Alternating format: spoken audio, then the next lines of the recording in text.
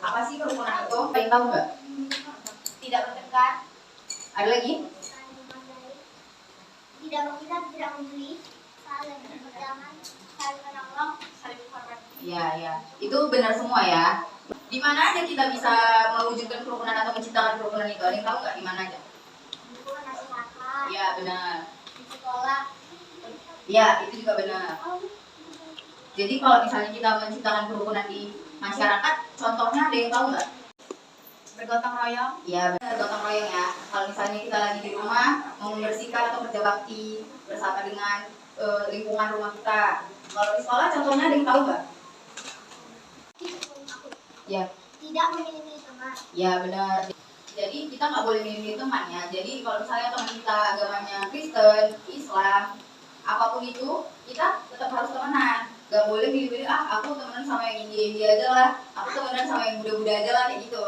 Ada yang tahu nggak bagaimana caranya biar kita bisa hidup rukun walaupun kita tinggal berbeda-beda di lingkungan rumah kita atau di sekolah kita?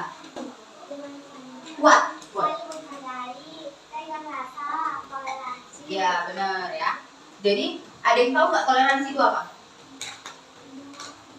Toleransi itu dia sikap saling menghargai dan menghormati antara misalnya kita punya teman. Nah, dia beragama muslim. Jadi dia pasti sholat kan. Nah, waktu dia sholat, kita jangan menimbulkan suara yang mengganggu konsentrasinya. Misalnya kayak gitu. Misalnya contoh lain, ada yang lagi melaksanakan ibadah di, misalnya kita di wihara kan. Kita buat ibadah, tapi ada yang ngeber-ngeber kereta di depan. Kayak gitu kan nggak menghargai kan. Nah, itu berarti contoh-contohnya ya.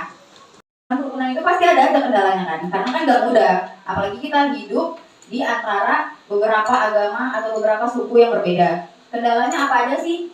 Ada yang tahu nggak? Kendalanya itu yang pertama, radikalisme. Yang kedua, liberalisme. Yang ketiga, intoleransi. Jadi, radikalisme itu apa sih? Ada yang tahu nggak? Apa radikalisme? Sikap menginginkan dengan cara memaksa. Ya, benar. Jadi radikalisme itu dia menginginkan perubahan ke arah yang menurut dia mementingkan dirinya sendiri atau golongannya sendiri, dan itu bersifat memaksa. Kalau liberalisme ada yang tahu nggak? Liberalisme itu yaitu suatu paham yang menuntut kebebasan pribadi atau untuk kemerdekaan diri sendiri, kebebasan tempat tinggal, kebebasan memeluk agamanya sendiri, menentang penindasan, hak perlindungan pribadi, serta hak milik. Jadi contohnya itu kayak kita mempunyai kebebasan untuk mengambil keputusan kita sendiri, untuk mengambil agama kita sendiri, menentukan keyakinan kita sendiri. Kalau intoleransi ada yang tahu nggak? Ya, intoleransi apa? Tidak menghargai, menghina agama lain. Iya, benar. Jadi contohnya kayak yang tadi juga ya. Jadi ada orang lagi melaksanakan ibadah, kita nggak menghargai, kita bikin keributan, kayak gitu contohnya. Ya. Kalau kendalanya tuh ada satu lagi ya. Jadi itu ada sikap fanatisme. Ada yang tahu nggak sikap fanatisme itu sikap yang gimana? Apa tuh? Merasa dirinya paling benar. Ya, jadi sikap fanatisme ini merasa diri atau agama atau golongannya atau sukunya, pokoknya itu yang paling benar jalan ajarannya, selain agama atau suku yang lain. Sampai di sini ada yang mau ditanyakan? Kalau misalnya kita tidak rukun, akibatnya gimana ya Pak? Kakak akan menjawab pertanyaannya. Kalau misalnya kita nggak rukun itu gimana ya Kak? Misalnya nih, kita di kehidupan kita yang sekarang, kita hidup berdampingan dengan yang berbeda-beda rasnya dengan kita, agamanya dengan kita.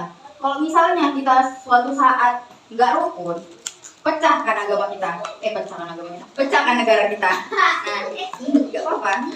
Jadi negara kita itu jadi terpecah belah, bubarlah negara itu. Itulah yang menyebabkan negara tersebut bisa perang, kayak yang ada di sekarang ini di Israel, di Gaza, kayak gitu. Yang itulah akibat-akibatnya apabila kita tidak rukun sesama umat negara ini.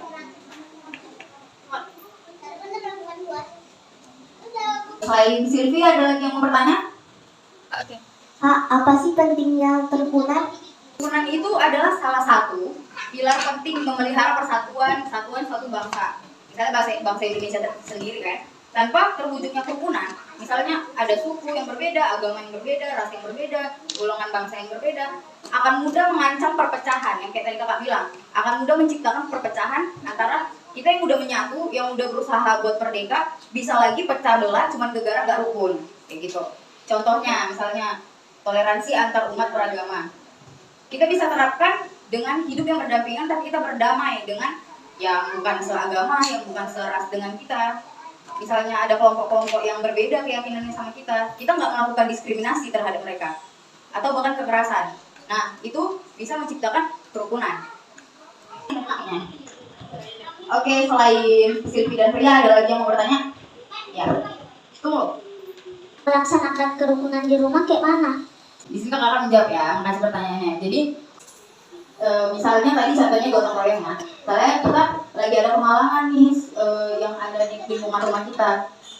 Ada kemalangan yang ada di lingkungan rumah kita. Nah, kita walaupun bukan seagama sama kita, bukan seras sama kita bantu untuk mempersiapkan apa aja sih, kan kalau orang meninggal kan pasti banyak ya persiapannya. Jadi kita bantu bukan karena mereka seagama sama kita, bukan karena seras sama kita, tapi karena emang harus kita bantu.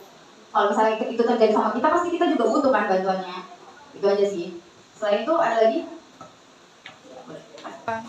Kak, negara Indonesia itu termasuk liberalisme tidak? Oke. Oke, kakak akan menjawab pertanyaannya. Makasih ya. Kakak akan menjawab, Indonesia itu bukan negara yang liberalisme. Dia tidak komunisme juga. Karena Indonesia bukan berdasarkan negara tentang agama atau teokratis. Tapi juga bukan negara yang sekuler. Oke, sampai di sini ada lagi yang mau ditanyakan? Sudah ya? Terima kasih, salam Buddhis dari saya. Namo Sakyang Budaya, Namo Buddhaya. Namo Buddhaya.